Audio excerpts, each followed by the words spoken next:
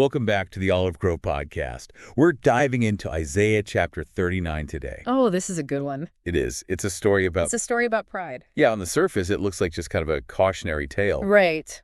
about pride. But there's so much more to it. Yeah, there's so much going on under the surface. Absolutely. So... It makes you think about human nature and power, even a little international politics. International politics in the Bible. In the Bible, that's right. Okay, so remind me where we are in the story. So we're picking up right after Hezekiah's miraculous recovery. Okay. Remember, he was deathly ill, Uh-huh. but God granted him an extra 15 years of life, and news travels fast. Even back then, Yeah. it reached the ears of the Babylonian king. Okay, Babylon. Now that's Yeah, name. the rising superpower. Yeah, you don't want them Exactly. sniffing around your borders. Nope. So what happens? What does this Babylonian king do? Well, he sends envoys bearing gifts and congratulations. All very polite, very diplomatic, but let's be real. Yeah. Do we really think that was purely a goodwill gesture? Right. I mean, come on. Babylon. Babylon was known for their ambition. Strategic cunning. Yeah. You think they're really just I don't think so. sending well wishes? It's like a wolf in sheep's clothing. It is. They're probably sizing up Judah, right? Oof. Checking out its defenses, its wealth, All the vulnerabilities. vulnerabilities, all under the guise of this friendly diplomacy. Yeah. It's a classic power play. Yeah, it is. And Hezekiah And Hezekiah, falls right into it. he falls right into the trap. He does. His reaction is so interesting, though, because it's not just pride. Right. It seems like there's something else going on there. It reveals a lot about his mindset, Yeah. his insecurities, maybe. Yeah. So Hezekiah doesn't just receive these Babylonian envoys graciously. Right. He gives them the grand tour, shows them his treasures, the armory, Like every... basically every ounce of Judah's might. Now, you could argue he's just being hospitable, Yeah, maybe. but I think there's a deeper layer here. There's something else. Yeah. Yeah, it's like he's overcompensating. Yes. It's like trying to... Desperate to impress these foreigners. Yes, showing off. He's trying to prove something. Yeah, to himself as much as to them, it seems like. That's a brilliant insight. Yeah. And this is where the psychology of power comes into play. Yeah. Hezekiah may have been a righteous king, Yeah. but he's still human. Of course. He just had this brush with death, right? Right. And now he's got this rising empire breathing down his neck. He's feeling vulnerable, Vulnerable, insecure. insecure about his position, maybe about Judah's strength in the world. Mm-hmm. So the Babylonian visit, it kind of triggers this need to assert himself, right? To prove that he's a force to be reckoned with. Like he's still got it. Exactly. Like, don't underestimate me. And he forgets, it seems like. He forgets the source of his true strength. He's fixated on these earthly displays of power and wealth. All the bling. The bling, yeah. Completely overlooking the fact that Yeah. his healing, his kingdom, everything he has Yeah. is from God A ultimately. gift from God. Mhm. It's a gift. And that's where And that's where Isaiah comes in. Isaiah... The prophet. Yeah, talk about a buzzkill, right? Oh, yeah. Always seems to have his finger on the pulse of God's will. Mm-hmm. Confronts Hezekiah, and it's like he can sense the danger Hezekiah's walked right into. Oh, absolutely. Isaiah's question is so pointed. You know, What's he say?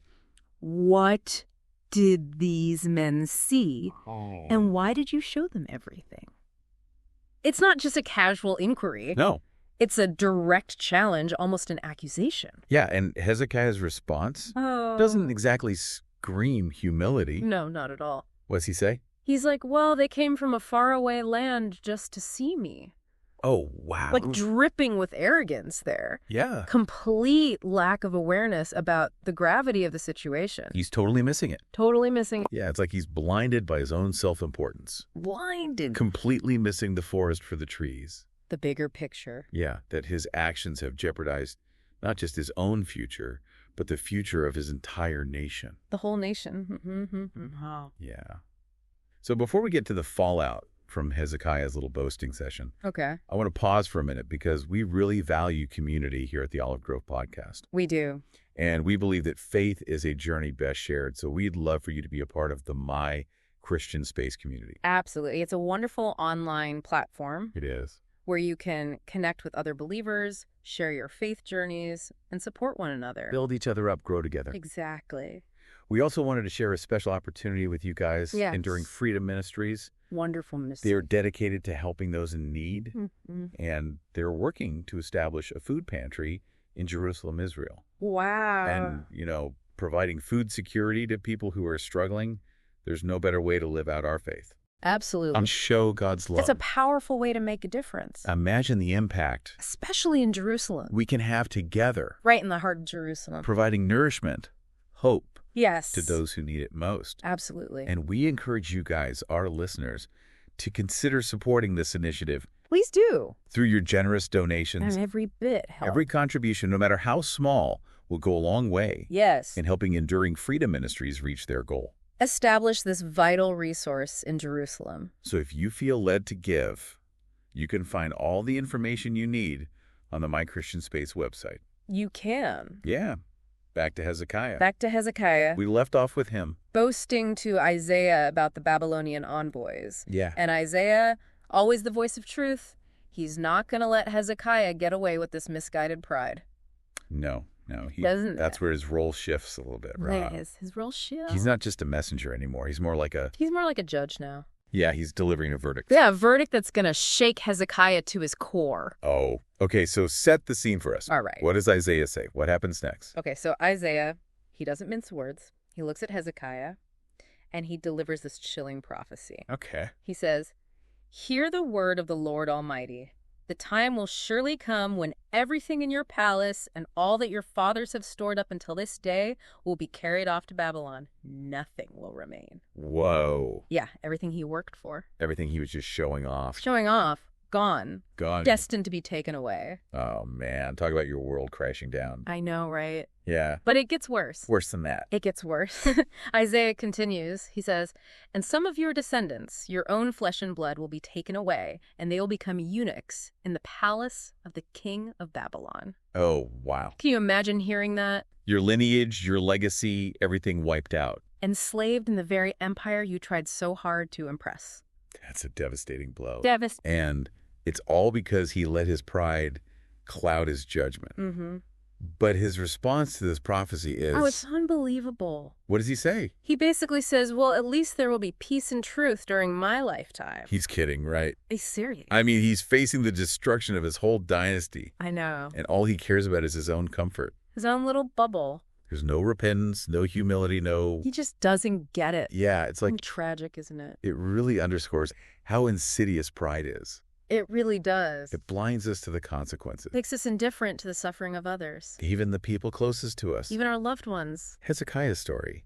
It's not just a historical anecdote. Yeah, it's not. It's a mirror reflecting a very human struggle. A struggle we all face. That's right. But we'll dive deeper into that in part 2 We will. of our deep dive. I'm looking forward to it. Me too. He's like, yeah, whatever, as long as I'm all right. Yeah, totally missing the point. It's such a stark contrast to, like, the faith of his ancestors, like David, Right. who were so concerned about the legacy they left for future generations. That's such a good point, because it's not just about Hezekiah's personal downfall, right? Oh, no. It's the impact his pride has on the whole nation. Yeah, on Judah. I mean, he's supposed to be their leader, their shepherd, Mm-hmm. but he's acting like a spoiled child. It's true. I want what I want, and I want it now, and I don't care what happens after I'm gone. Yeah, he's focused on his own immediate gratification. Yeah, and that's where Isaiah's role as a prophet, it gets even bigger, right? Yes, absolutely. Because he's not just delivering bad news. No doom and gloom here. No, he's trying to wake Hezekiah up. Shake him out of this complacency. Yeah. Help him see the big picture, the long-term consequences. Yeah, like, Hezekiah, hello, you were given this incredible gift, this second chance. Mm-hmm. Don't waste it on yourself. Don't squander it. Use it to lead your people back to God. Strengthen their faith. Build a legacy that honors him. That's so powerful. Yeah. It really makes you think about how often we fall into the same trap as Hezekiah, even today. Oh, yeah, we do. I mean, we achieve some success, we get some nice stuff. We get a little comfortable, maybe. Yeah, comfortable, and suddenly we think, oh, look what I did. Yeah, we forget where it all came from. We forget the source. We forget the source, yeah. We forget. Yeah, we're building our own little kingdoms, just like Hezekiah. We are. Fortifying the walls, polishing our treasures. And we lose sight of what truly matters. Yeah, our relationship with God, the legacy we're leaving behind. It's not about the stuff. It's not. It's about so much more. Yeah, it's about the values we pass on, the example we set. The impact we make on others. Okay, so how do we avoid that? How do we avoid falling into that pride trap? That's the question, isn't it? Yeah, how do we cultivate genuine humility, even when we're experiencing success, blessings? I think it starts with remembering that everything we have, our talents, opportunities, possessions, all of it, it's a gift. It's a gift from God. We're not self-made. We're God-made. That's right. Yeah, and that should lead to gratitude, right? Absolutely. Instead of boasting about our accomplishments. You should be thanking God. Thanking God for them. For the gifts. Yeah. Seeking his guidance on how to use them wisely. Yes, exactly. Gratitude is the antidote to pride. It is. It shifts our focus from ourselves back to God. Reminds us that we're not the center of the universe. Yeah, we're not. And it's also about recognizing our own limitations. Right. Our weaknesses. Humility isn't about putting ourselves down. Right. It's not about denying our strength. No, it's about acknowledging that we're not perfect, that we need God, we need his grace. We can't do it all on our own. And that's where the freedom is. Yes. And surrendering the ego, the need to control everything. Trusting in God's plan. Yeah. It's a beautiful thing. Hezekiah's story, it really does resonate even today. Oh, absolutely. Especially in our culture, which is so obsessed with success and status and stuff. Material possessions. Yeah, we're bombarded with messages telling us to have more, do more, be more. It's a breeding ground for pride. It is. And comparison. Constantly measuring ourselves against others. Trying to keep up with the Joneses. Losing sight of what matters. Yeah. And just like Hezekiah, we're tempted to look for validation from the world. Instead of from God. That's right. We want the applause of the crowd. The likes on social media. The recognition. But that's all fleeting. It is fleeting. It's based on things that are constantly changing. Yeah. True fulfillment comes from knowing we're living in alignment with God's will. That we're using our gifts to serve him and others. That's it. It's about shifting that focus, right? Yes. From what's in it for me. To how can I use what I've been given. To make a difference. That's the legacy that matters. That's it. That's the legacy. A legacy of faith, humility, service. It echoes through generations. It does. You know, it's interesting, though, Hezekiah, even after he gets this prophecy, we don't see any repentance.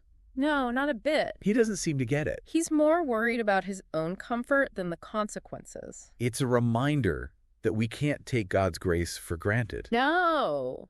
Just because we've experienced his blessings before. Doesn't mean we're immune. Doesn't mean we get a free pass. Exactly. That's where accountability comes in, right? It does. We need people in our lives who will speak the truth. Who will challenge us when we're going down the wrong path.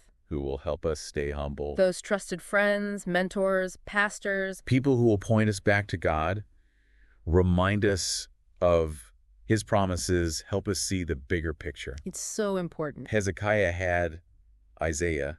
He did. This prophet speaking God's truth directly to him. A direct line. But he didn't listen. His pride got in the way. He let it cloud his judgment.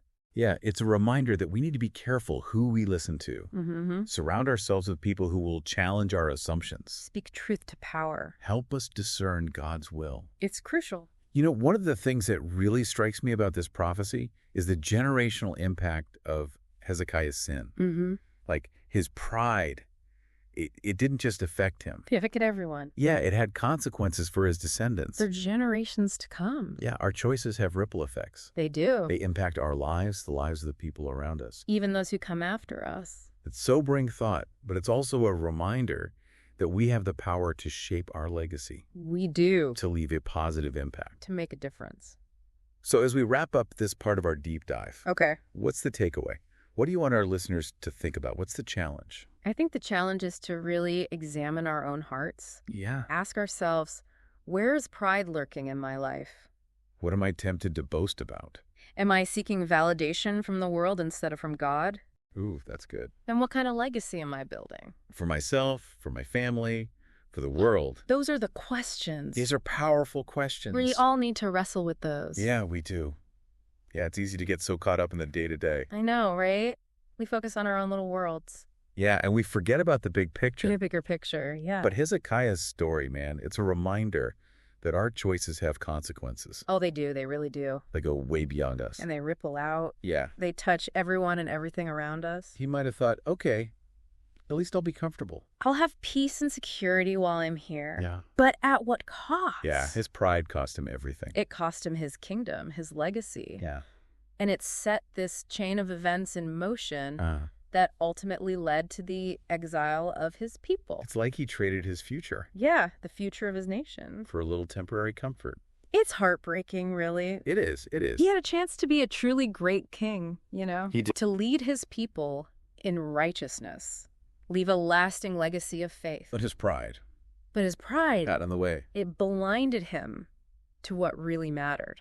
Yeah, it's interesting to think about this story in light of stewardship. Stewardship. Yeah, that's a good connection. Yeah, we're given gifts, resources. They are. Not just for ourselves, right? Right, not just for us. It's to use for God's glory and to help others. That's right. We're entrusted with these things. Hezekiah, I mean, he had a kingdom, He did. wealth, influence. But he held on to it so tightly. He did. He hoarded it, showed it off, Flaunted it. and in the end, he lost it all. Yeah, we're not owners. We're stewards. We are. We're managers, caretakers. Yeah, called to use what we've been given responsibly. To serve others, to leave the world better than we found it.